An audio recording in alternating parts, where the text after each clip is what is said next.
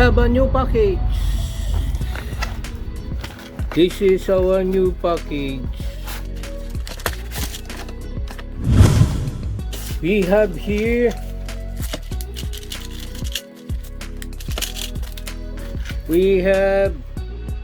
this is solderless breadboard. And it has no break at the middle. So it means it is continuous. There's no break at the middle. And also this one, solderless breadboard. Okay, let us see the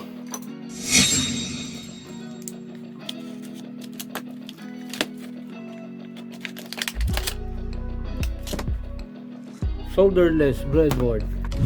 The other one,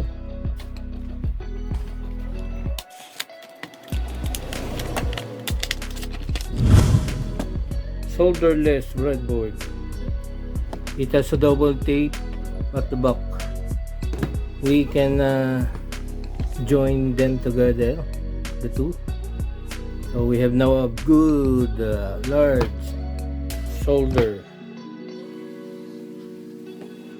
solderless breadboard. You can see here there is no break at the center. So this is continuous.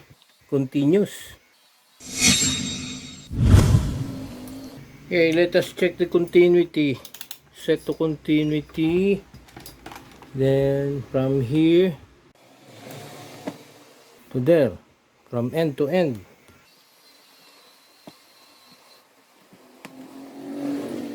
Checking the continuity. So it has no break. So it means that the line is straight line. There's no break. The breadboard has a break line here at the middle. But here, it is series or in one line here. And the other one also. The blue. Negative blue. About the negative.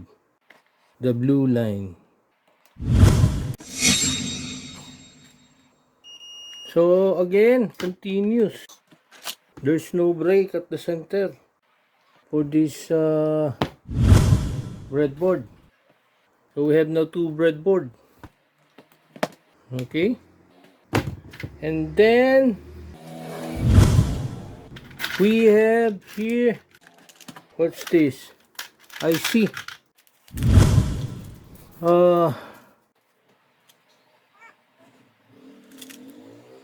4044. This is 4044 IC. This is RS slot IC. Non-gauge RS slot. So you can see here it's